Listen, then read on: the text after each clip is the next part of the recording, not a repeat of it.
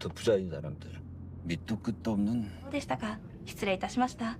どうぞごゆっくり。 Lee Hwarim tengah melakukan sebuah perjalanan ke Amerika bersama Bonggil. Mereka berdua adalah dukun yang dipanggil oleh sebuah keluarga Korea Selatan kaya raya yang tinggal di Amerika. Suatu keanehan telah menimpa anak dari Park Ji-young. Bayi malangnya itu dikatakan terus-terusan diganggu. Meski telah ditangani secara medis, tapi nampaknya tak kunjung mendapatkan hasil yang melegakan. 난 6알 내내 7알 단원 8알 태형 9알형도 집에 비슷한 사람이 더 있겠네요.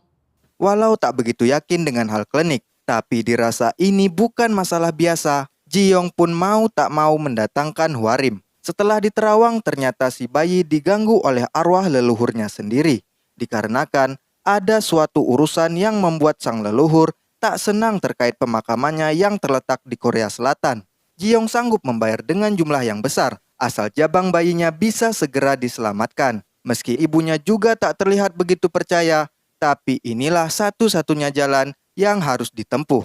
Karena Hwarim akan menyelesaikan semua ini dengan membongkar kembali kuburan leluhur Park Ji-young tersebut.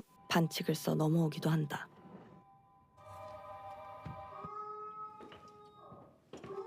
근데 뭐 한마디로 조상 중에 누군가가 불편하다고 처음에는 유전병을 의심하다가 나중에는 집터 섬뜩한 얼굴들이 지나가냐. Sebab itulah kemudian Hwarim mencari rekan-rekannya di Korea untuk menjalankan misi pembongkaran makam kliennya ini. Ada Sang-duk, seorang ahli Feng Shui yang sudah terkenal di Korea, dan ada Yong-gun, seorang pakar pemakaman.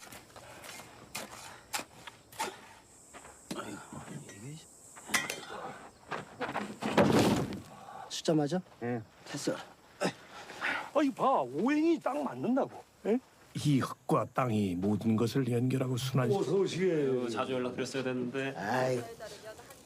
아고 다 익으면 뭐고. 장손들이 귀신병을 앓더라고. 갓난애 딱 걸렸네. Sebuah tim beranggotakan para ahli di bidang masing-masing ini tentu membuat Ji-young tak perlu meragukan lagi kinerja mereka. Akan tetapi, entah mengapa, terlihat ada sesuatu yang ditutup-tutupi oleh Ji-young. 난 그 사람들을 믿을 수가 없다. Your grandfather's grave. 멀리서 가만히 살면 되는 거다. 신고를 해야 되고 개관을 한 다음에 비밀로 해주십시오. 그리고 바로 Hal tersebut lalu membuat Sang-duk berhati-hati. Mereka pun kemudian memutuskan untuk melihat terlebih dahulu makam yang ternyata terletak jauh di atas gunung. 어째 불안하다. 아 그냥 나는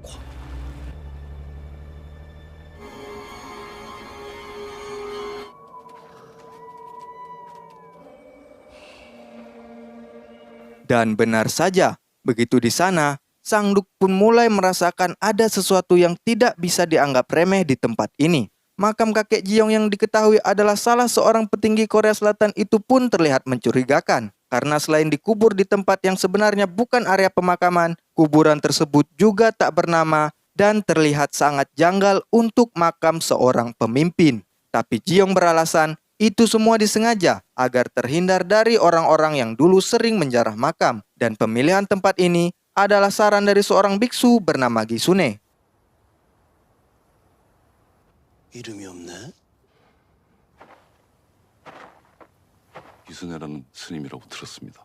기순에? Akan tetapi alasan-alasan tersebut tetap tak membuat Sang-duk tenang. Ia yang sudah merasakan sebuah energi menakutkan sejak awal di tempat ini, ditambah dengan sekawanan rubah yang terlihat menyambut kedatangan mereka, tanpa banyak bicara Sang-duk pun langsung kembali ke mobil dan secara mengejutkan memutuskan untuk membatalkan pembongkaran kuburan tersebut. Karena menurut keyakinannya, rubah dan makam seharusnya tidak hidup berdekatan, dan hal tersebut merupakan pertanda buruk yang membuat Sang-duk memilih untuk mundur sebelum melakukan hal yang sangat fatal di tempat ini. 못할 것 같습니다. 묘의 여우는 상극이야. 이건 말이 안 되는 거라고.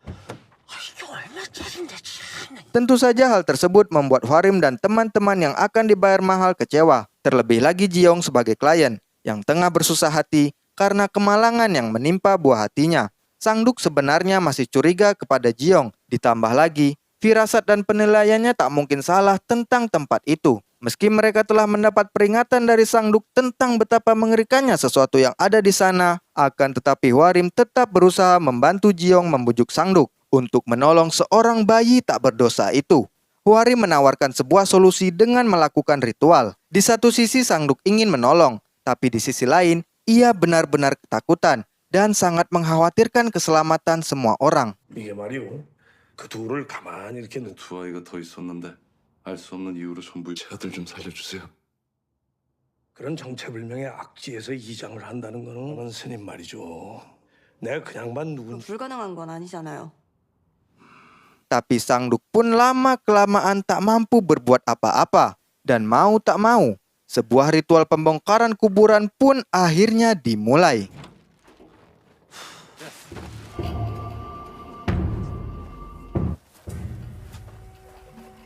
Prosesi tersebut dihadiri pula oleh bibi dari Jiong, selaku anak dari kakeknya Jiong tersebut. Berbagai persyaratan dan persembahan pun telah disiapkan, sementara Sangduk hanya bisa harap-harap cemas menunggu. Ia berharap setelah semua ini selesai, tak akan ada sesuatu yang buruk terjadi, dan ia mempercayakan semua kepada Hwarim.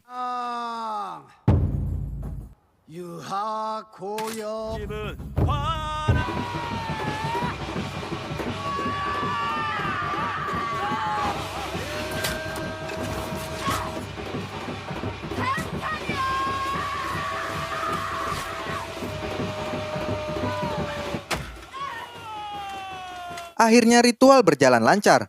Mereka pun menemukan peti yang dimaksud dan kemudian segera membawanya untuk segera dikremasi. Walaupun bibi Jiong selaku anak tidak setuju dengan apa yang dilakukan terhadap kuburan dan jasad ayahnya, namun inilah yang harus dilakukan demi kesembuhan anak Jiong.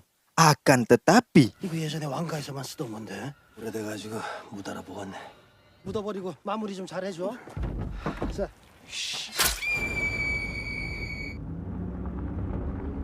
sebuah kesalahan tak terduga pun akhirnya merusak seluruh ritual dan pengorbanan yang telah susah payah dilakukan. Salah seorang penggali kubur terkejut saat melihat ular melintas di dekat kakinya, dan ia pun refleks menghabisi makhluk yang ternyata berkepala manusia tersebut. Seketika awan mendung pun datang dan menaungi mereka semua, diiringi hujan lebat secara tiba-tiba yang membuat Sangduk memberitahu bahwa prosesi kremasi tidak boleh dilaksanakan saat hujan, dan terpaksa mereka harus menundanya.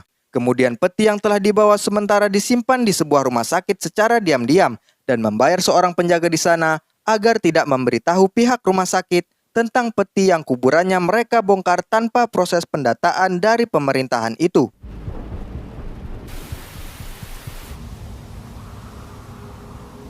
신고를 해야 하지 않습니까? 망자가 절대로 좋은 곳에 못 가십니다. 왜 그래? 형이야 빨리. Bibi dari Jiong yang jelas-jelas tak menyetujui jika ayahnya dikremasi masih menaruh keraguan terhadap Hwarim dan kawan-kawan karena ia takut sebuah rahasia dalam keluarga mereka terbongkar. 내 아버지니 내가 결정할 수 있는 거다. 정말 믿을 수 있는 거니? 줄 만큼 주고 함짓을 했는 모양이네. Yonggun meminta penjaga ruang jenazah untuk tidak membuka peti itu. Sementara Sangduk mengatakan akan pergi ke suatu tempat yang ternyata ia kembali lagi ke kaki gunung dan mengunjungi sebuah kuil di sana karena ia masih sangat penasaran dan tak puas hati dengan segala kejanggalan di balik pembongkaran makam ini. Ia bertemu dengan penjaga kuil yang ternyata sudah berdiri sejak 100 tahun yang lalu itu. Sangduk menanyakan apakah biksu pendiri kuil ini bernama Gisune, karena barangkali inilah kuil biksu Gisune yang dikatakan Jiong sebagai orang yang menyuruh agar makam kakeknya dikubur di atas gunung sana. Namun ternyata biksu kuil tersebut bernama Biksu Wonbong, bukan Gisune. 어디 좀 갔다 올게. 그래. 지 직관이세요? 예. 무슨 소문이요? 원봉 스님이십니다. 근데 Sang penjaga kuil mengatakan, dulu makam di atas gunung sana konon berisi harta karun, karena itu adalah makam orang terkaya di dinasti Joseon. Ada juga yang bilang itu adalah makam kerajaan, tapi sayangnya semua adalah sebatas rumor yang didengarnya. Dan oleh karena itulah, dulu banyak penjara dan perampok makam yang memburu kuburan itu. Namun untungnya tak ada yang berhasil. dan si penjaga pun menunjukkan barang peninggalan para perampok tersebut. Sejurus dengan itu di rumah sakit, orang kenalan Yonggun ternyata berkhianat dan nekat untuk membuka peti itu. Namun untunglah di saat yang sama, Bonggil dan Hwarim segera datang. Akan tetapi, 조선 최고 갑부의 무덤이라는 얘기도 있어. 예, 그때 그 사람들이 두고 간 장비. secara tak terduga sebuah energi misterius keluar dari dalam peti dan melesat melewati Hwarim, sehingga menyebabkan ia pingsan. Sesuatu yang jahat telah keluar dari peti itu, dan kini berkeliaran bebas. Sementara itu di Amerika, ayah Ji-young yang di kursi roda entah kenapa memanggil-manggil mendiang ayahnya di tepi jendela. Dan kemudian terdengar suara mengerikan yang juga membalas panggilan itu. Ayah Ji-young yang mendengarnya pun membukakan jendela. Dan akhirnya, sosok yang ternyata roh dari peti itu pun masuk, melahap makanan di meja makan. 나고 거기서 존나 험한 게.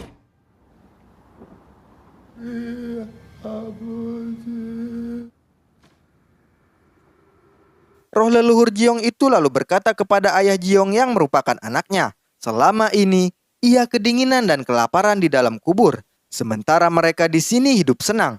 Dan roh tersebut pun langsung menghabisi ayah dan ibu Ji-young dalam sekejap.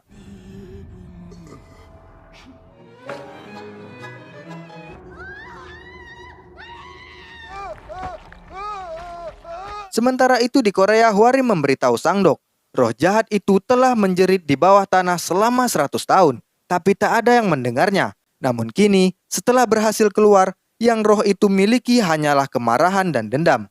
Dan ia akan mencari seluruh keturunannya. Hwarim menyuruh Sang-dok mengabari dan mengamankan Ji-young. Sementara ia akan memancing arwah itu kembali. Dibantu oleh Yonggun, Hwarim melakukan ritual untuk memanggil roh tersebut memasuki badan Bonggil. 그렇게 소리쳤는데 아무도 꺼내주지 않았잖아. 뭔 일이냐 이게. 잡아서 주광면이요. 내 돌아오소 집이 없어 못 오시면 신 마상에. Setelah berhasil masuk, roh itu mengatakan akan pergi bersama membawa anak cucunya. Dan kemudian berhasil lari dan terlepas kembali. 오늘 여기서 다 풀고 가셔요. 써요. 어떡하지? Sang-dok menghubungi Ji-young. Ia mengatakan ada sesuatu yang terjadi dan akan segera sampai ke tempat Ji-young. Akan tetapi terdengar seseorang mengetuk pintu Ji-young yang anehnya mengatakan bahwa ia adalah Sang-dok. Merasa itu hanyalah tipuan, Sang-dok yang ditelepon pun menyuruh Ji-young untuk bertahan dan jangan membuka pintunya. Ia menenangkan Ji-young dan menyuruh Ji-young bersembunyi di dekat jendela. Buka jendelanya, maka ia akan mendapat perlindungan. Namun yang terjadi, 창문을 여세요. 할아버지가 당신을 지켜주실 거예요. 그렇게 됐습니다.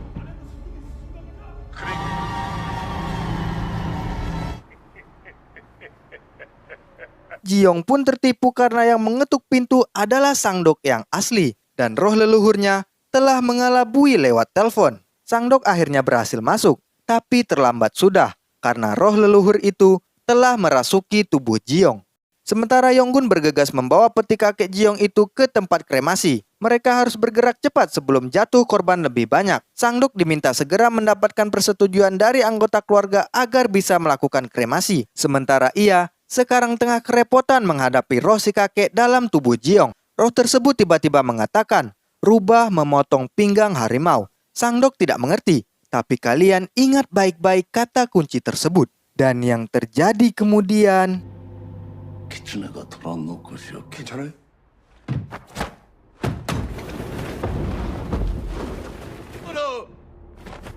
대동아 새로운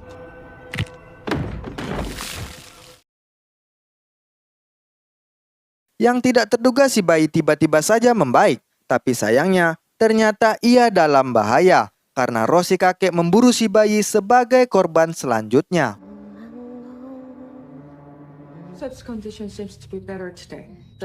Sementara Sang-dok dan kawan-kawan di Korea menunggu kabar dari pihak keluarga di Amerika yang sudah tak bisa lagi dihubungi. Meskipun di luar sedang hujan, mereka harus tetap mengkremasi. Walaupun berakibat si arwah nantinya tidak akan pergi ke tempat yang baik. Satu-satunya harapan hanya si Bibi, yang tentunya kita tahu dia tidak setuju ayahnya dikremasi. Situasi pun semakin tegang karena negosiasi dengan si Bibi berjalan alot.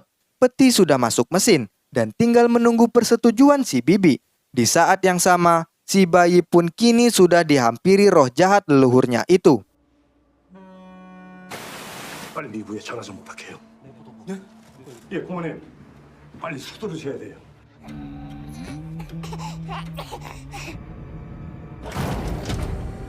Tapi untungnya, di saat yang sempit itulah si Bibi kemudian menyetujui. Jenazah pun dikremasi dan si bayi pun akhirnya terlepas dari roh jahat leluhurnya.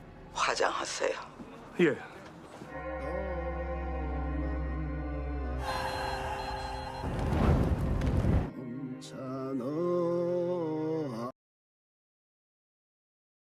Beberapa waktu kemudian Sang Dok mendapat kabar bahwa salah satu penggali kubur dalam ritual tempo hari jatuh sakit setelah dari makam. Si penggali kubur yang dijenguk Sang Dok pun bercerita bahwa ia telah melakukan kesalahan terhadap seekor ular hari itu. Dan ia memohon kepada Sang Dok untuk melakukan sesuatu agar dirinya sembuh. 잘린 뱀 좀 찾아서 치석 좀 드려줘. 나 동티난 것 같아요. Sang Dok akhirnya kembali lagi ke bekas makam yang digali tersebut. Dan lagi-lagi, kawanan rubah menyambutnya. Ia mencoba menemukan kembali bangkai ular itu. Namun yang tidak terduga adalah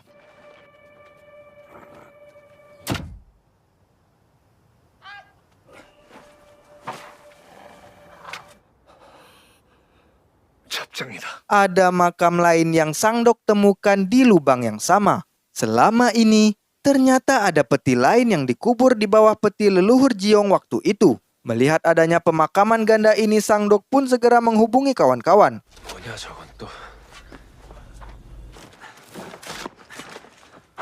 Mereka yang melihat peti terkubur secara vertikal itu pun hanya bisa terperangah keheranan. Hwarim berkata bahwa kejadian ini merupakan tanda bahaya. Merasa ini semua adalah tanggung jawab pekerjaan yang harus diselesaikan, mereka pun mengamankan peti tersebut ke kuil di dekat gunung, dan kemudian Hwarim memberikan pagar di sekeliling peti dengan darah kuda. 이거 건들지 마시죠. 저게 사람감 맞아?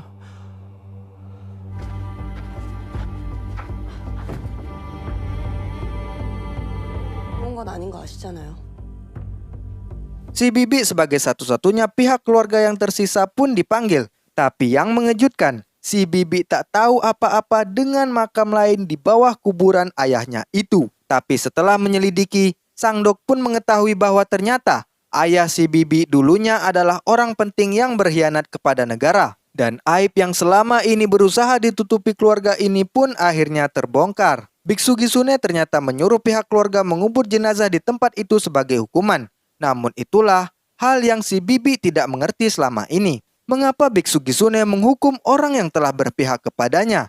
Karena ternyata Biksu Gisune bukanlah orang Korea. Biksu Gisune adalah orang Jepang. 본 사람이요? 이름이 무라야마주. 팔아먹은. 그래서 그 스님께서 Biksu yang konon adalah seorang yang mengerti betul tentang geografis Korea itu bernama asli Murayama Junji. Si Bibi angkat tangan. Ia akan membayar mereka sesuai yang dijanjikan Jiong. Dan si Bibi menyerahkan peti misterius itu kepada mereka untuk diselesaikan. Tak ada jalan lain. Peti itu harus segera dibakar esok pagi.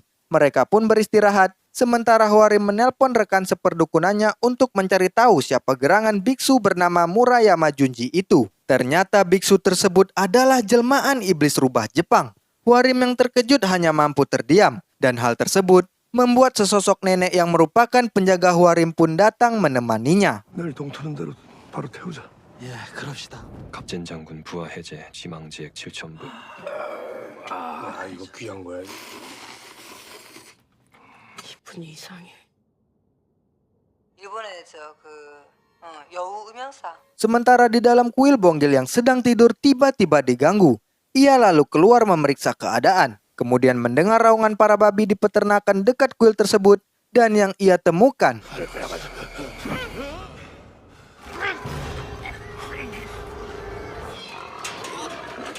beberapa ekor babi terlihat sudah menjadi kepingan berantakan. Dan tak kalah mengerikan, si penjaga peternakan pun kemudian dihabisi oleh sosok misterius yang nampaknya sangat buas. Penjaga kuil juga ternyata ditemukan sudah tewas. Bonggil membangunkan Hwarim dan mengecek tempat peti jumbo itu disimpan. Dan betapa tercengangnya mereka ketika menemukan peti sudah berantakan karena sesuatu yang mengerikan telah keluar dari sana. 뭔데 이 새끼야? 말을 해. Hwarim menyuruh Bonggil membangunkan yang lain. Tapi anehnya, Hwarim kemudian menemukan sebuah helm samurai di dekat peti tersebut. Dan tiba-tiba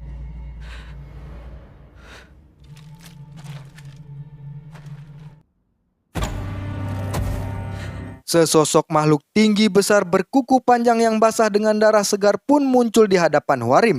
Ia berkata bahwa ia datang mencari helmnya. Hwarim yang menggeletar sekujur badan dan hampir terkencing pun menguatkan dirinya. Ia berlutut dan berusaha mengelabui makhluk yang berdiri di luar itu bahwa ia bukan manusia.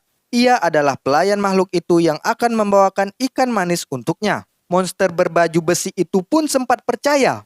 Tapi kemudian 아유, 준비시마스. 鮎と幕輪を備えて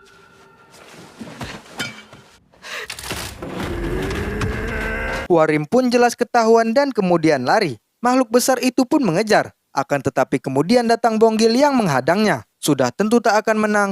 Bonggil yang rela berkorban untuk Hwarim pun kemudian ditusuk oleh makhluk berkuku tajam itu.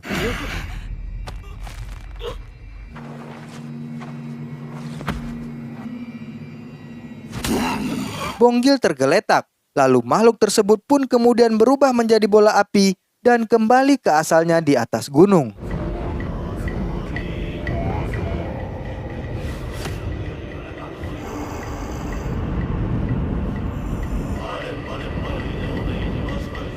Kejadian luar biasa di malam naas itu pun membuat kedua bapak-bapak Korea ini akhirnya meriang. Sementara Bonggil harus segera dirawat di rumah sakit besar. Hwarim pun bilang, arwah tidaklah memiliki fisik. Oleh karena itu, sangat mustahil untuk mengalahkan keutuhan jiwa dan raga manusia. Akan tetapi yang mereka hadapi saat ini jauh berbeda. Sosok tersebut bukanlah arwah, melainkan iblis. 쫄아서 가만히 있었어요. 뭔지, 어디서 왔는지. 정령 Sosok tersebut berasal dari tempat lain. Entah siapa dia, dari mana awalnya, dan kenapa bisa ada di makam keluarga itu, Hwarim belum bisa menemukan jawabannya. Sangdok pun teringat kata-kata Jiong yang kerasukan waktu itu, bahwa rubah memotong pinggang harimau. Tak buang waktu ia pun kembali ke kuil dan menyelidiki barang-barang peninggalan perampok makam yang disimpan di sana. Ia menemukan foto sekumpulan pria dengan alat penggali, dan di belakang foto tertulis, "Tanah kami, kawan kami, golongan darah besi."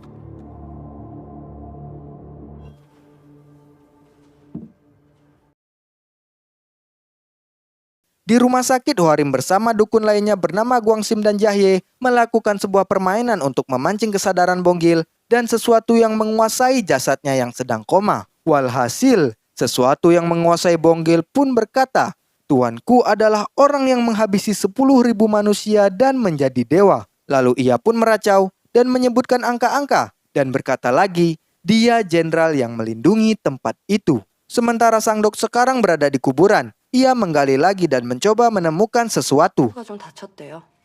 그럴 수 있다더나. 걱정을 마라. 내 안 그래도 지영 천지 생성 영장 봉전 차지 진 중에 손님을 만났대요.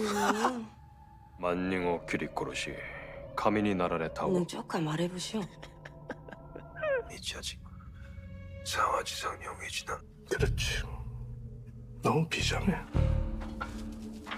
다 죽어. Setelah pulang dari sana, Sangdok pun bercerita kepada Yonggen. Sebelum Jiong meninggal, ia kesurupan dan mengatakan rubah memotong pinggang harimau. Yang menurut ilmu Feng Shui, bentuk tanah Korea adalah harimau yang memeluk daratan. Sementara angka bujur dan lintang terukir di belakang batu nisan itu. Yang artinya, Biksu Gisune alias Murayama Junji yang merupakan iblis rubah Jepang telah mengubur sebuah pasak besi di kuburan tersebut. Di tempat yang merupakan posisi pinggang harimau berdasarkan peta wilayah Korea.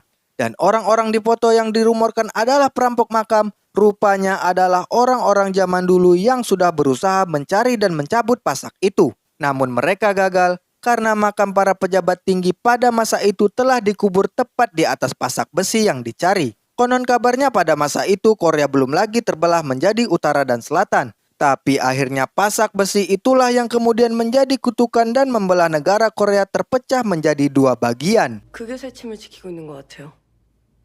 대빵만한 새침을 박았다는 거지.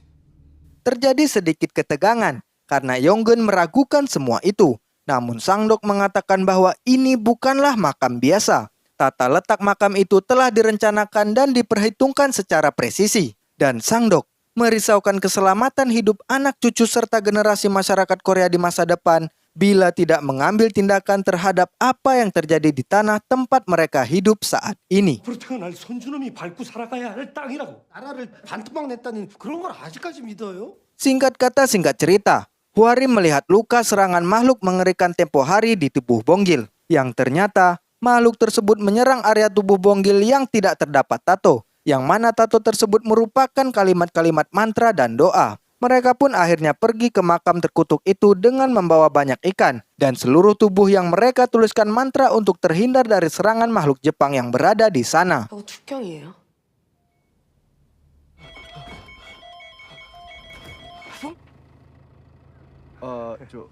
Sangdok lalu mulai menebar ikan untuk memancing makhluk itu keluar dan mengarahkannya menuju ke sebuah pohon. Di pohon itulah Hwarim akan mencoba menahan makhluk tersebut. Sementara makhluk itu di sana, Sangdok dan Yonggun harus segera menemukan pasak besi yang dimaksud. Hwarim memberikan mereka darah kuda untuk nantinya disiramkan pada benda kutukan tersebut. Tapi sebelum itu, Hwarim kembali menanyakan dan memastikan kepada Sangdok apakah pasak besi itu memang benar-benar ada di dalam sana. Sangdok pun menjawab, tentu saja, 100% ada. Apa yang mereka lakukan ini benar-benar beresiko. Jika gagal, maka semua dalam bahaya. Oleh karena itu, Hwarim meminta tolong kepada Gwangsim dan Jahye untuk menjaga Bonggil di rumah sakit.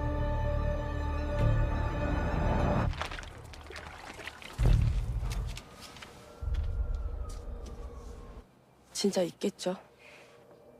Malam pun semakin pekat. Mereka menunggu kemunculan makhluk tersebut hingga lewat tengah malam.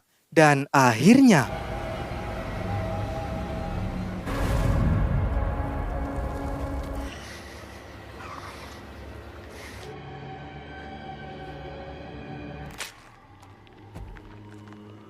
si monster Jepang itu pun muncul dan melahap ikan yang ditebar oleh Sangdok. Sementara di rumah sakit, Bonggil pun tiba-tiba terlihat seakan mengunyah sesuatu. Makhluk tersebut akhirnya sampai pada sebuah pohon. Di sana Hwarim sudah berjaga dan berpura-pura menjadi sosok penunggu pohon tersebut. Hwarim berkata, ini adalah tanah miliknya yang sekarang terganggu dan mulai berisik. Dan ia pun bilang, perang sudah berakhir. Namun makhluk bertubuh tinggi itu tidak terima. Baginya, perang antara mereka belum berakhir. Sementara Hwarim mengulur waktu, Sangdok dan Yonggun menggali dan berjuang menemukan pasak besi itu secepat mungkin sebelum ketahuan. Hwarim mengatakan kepada iblis itu, mengapa kau ada di sini? Ini bukan lagi tempatmu. Sekarang tempat ini telah menjadi tempat yang damai. Namun si iblis itu pun marah dan berkata, majulah dengan senjata dan pedangmu. Merasa ditantang oleh makhluk sebesar itu, Hwarim pun mulai ketakutan dan panik. Sementara Sangdok dan Yonggun tak kunjung menemukan pasak besi yang ditanam biksu Gisune. Makhluk itu pun bilang, rubah telah mengutuknya. Ia harus menjaga tempat ini. Dan tanpa sadar, makhluk itu pun mulai mendekat dan menemukan Hwarim di balik pohon. わしの山が物騒がしいです。たらふく召し上がりましたか。終わって久しぶり。いいな。まだわし。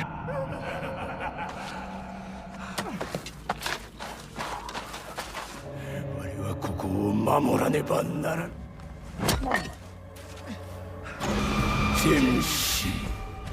Mengetahui yang dihadapinya lagi-lagi rupanya si dukun cantik yang sekilas mirip Kazuha, si iblis pun girang dan terus mendekat menakut-nakuti Hwarim yang kini tersudut. Namun di saat yang tepat muncullah nenek sang penjaga Hwarim yang datang menghentikan kejahilan iblis dewa perang tersebut.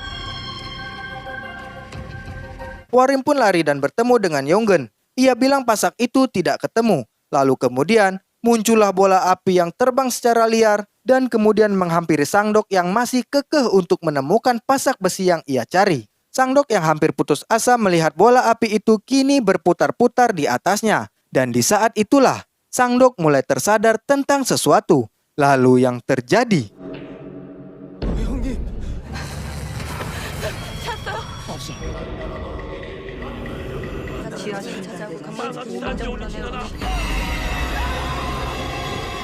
Si iblis Jepang itu menghampiri Sangdok dan menanyakan, apakah Sangdok bersedia menjadi budaknya? Karena jika tidak, maka hatinya akan diambil. Karena Sangdok tidak mau menjawab, makhluk itu pun mulai menjamah organ dalam Sangdok. Namun untunglah, Yonggun segera menyiramkan darah kuda kepada makhluk besar itu.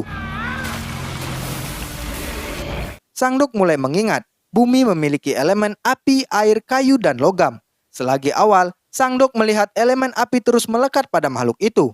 Lawan api adalah air. Lalu Sangdok menikam kaki makhluk itu dengan kayu. Iblis tersebut pun kesakitan. Maka tidak salah lagi, si iblis Jepang ini adalah besi. Ia adalah gabungan besi dan api. Maka untuk menghentikannya adalah menggunakan kayu dan air atau sesuatu yang basah. Sangdok pun lalu membasahi kayu gagang cangkul dengan darahnya sendiri. Dan kemudian... 정령이에요. 상극이다.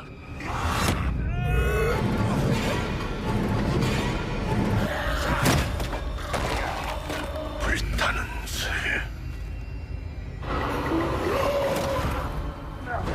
Iya, berkat kejelian Sangdok melihat detail, ia pun akhirnya berhasil mengalahkan iblis bengis itu. Sementara Bonggil kini juga mulai tersadar. Sangdok pun akhirnya dilarikan ke rumah sakit. Meski ia sempat kritis, namun Sangdok mampu bertahan. Dan akhirnya, semua berhasil selamat. 항상 죽음과 가까이 살았다.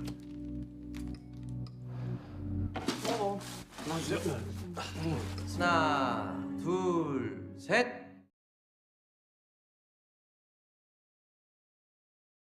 Pada dasarnya, film ini bukan hanya tentang konflik antara manusia biasa, dukun, dan setan. Melainkan semua ini adalah tentang konflik antara dua negara di masa lalu, yakni Korea Selatan yang dijajah Jepang. Saya tidak tahu pasti apakah negara lain menggunakan metode yang sama di zaman dahulu. Tapi khusus dalam konteks cerita di film ini, konon pada zaman dahulu, Jepang mengikut sertakan dukun dalam peperangan. Dukun-dukun tersebut mungkin sebagai pendamping spiritual para petinggi-petinggi mereka, membantu menerawang situasi lewat jalur gaib sebelum pasukan mengambil keputusan untuk melancarkan serangan, termasuk mengandalkan si dukun bila ternyata pasukan kalah, untuk kemudian melaksanakan balas dendam atas kekalahan tersebut seperti yang terjadi di film ini. Dalam cerita ini dikisahkan, dulu ada seorang dukun bernama Murayama Junji yang kita kenal dengan nama Biksu Gisone.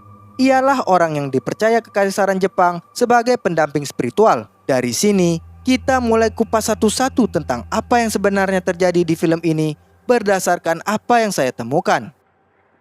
Pada 15 September tahun 1600, terjadi pertempuran yang disebut Pertempuran Sekigahara, atau pada kalender lain disebutkan pertempuran itu terjadi pada 21 Oktober. Pihak yang bertikai dalam pertempuran ini terbagi menjadi dua kubu, yakni kubu Tokugawa dan kubu pendukung klan Toyotomi. Para sejarawan kemudian menggunakan istilah kubu barat dan kubu timur untuk menjuluki kedua pihak tersebut.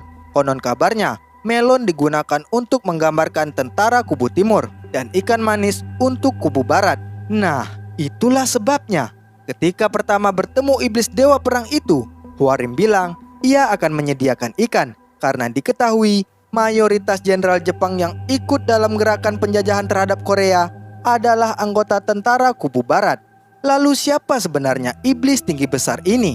Dia adalah jenderal perang yang kalah pada pertempuran Sekigahara.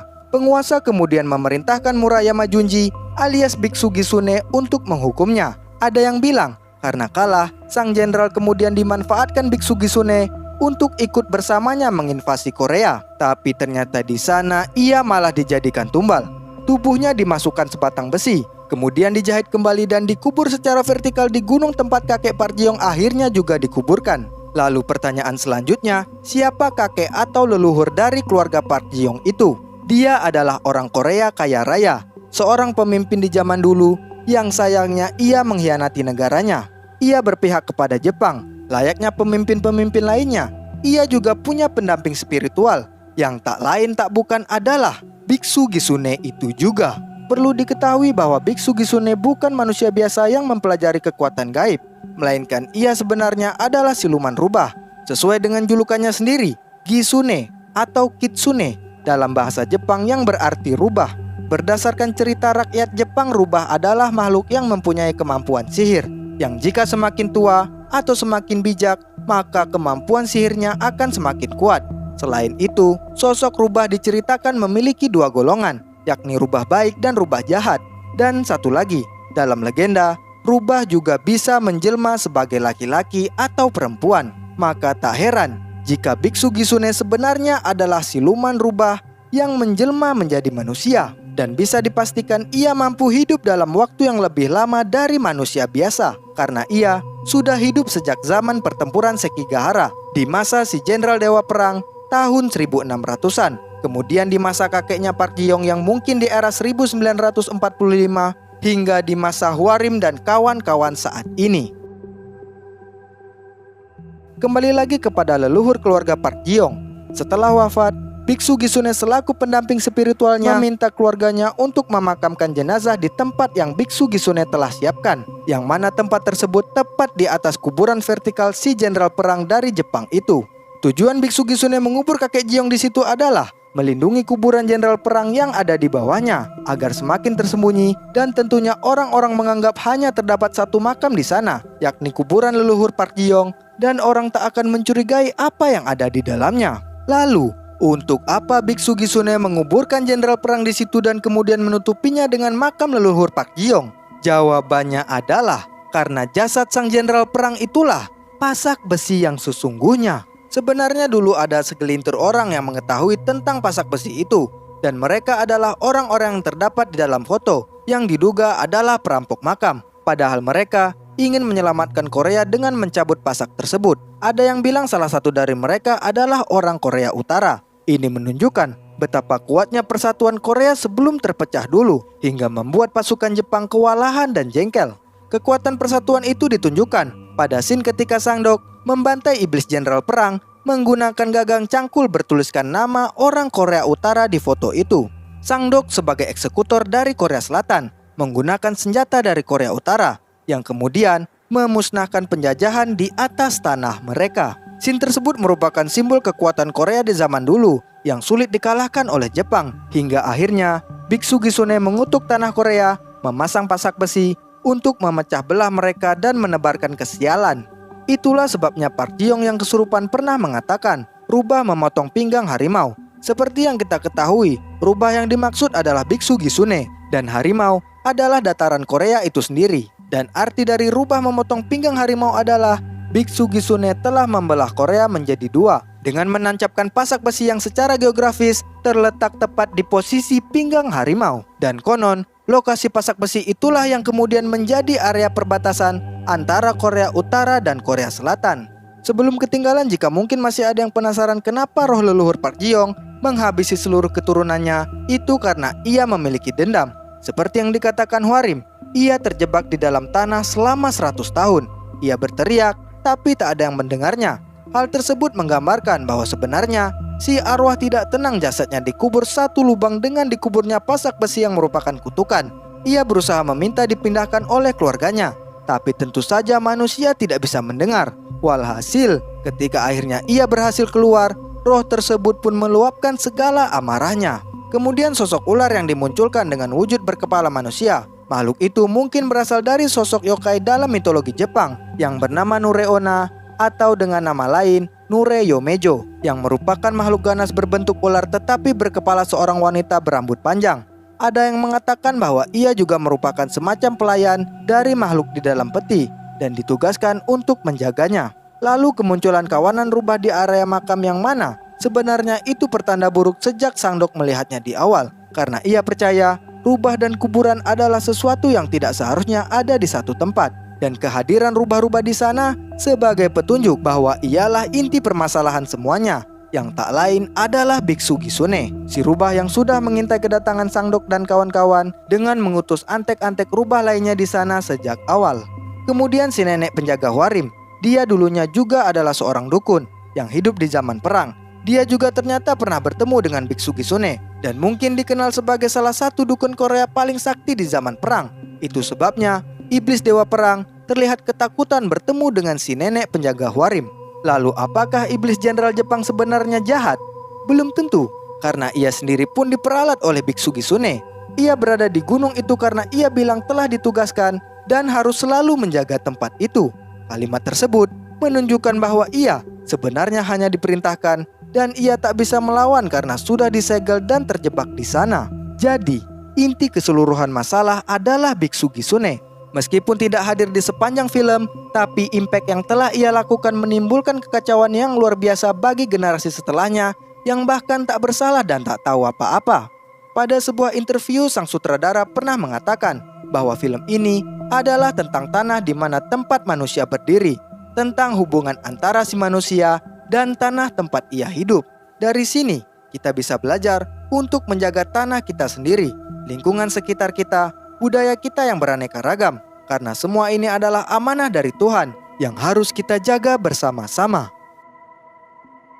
Terima kasih karena sudah menonton. Support kami dengan subscribe dan bantu perkembangan channel ini lewat link yang kami sediakan di deskripsi.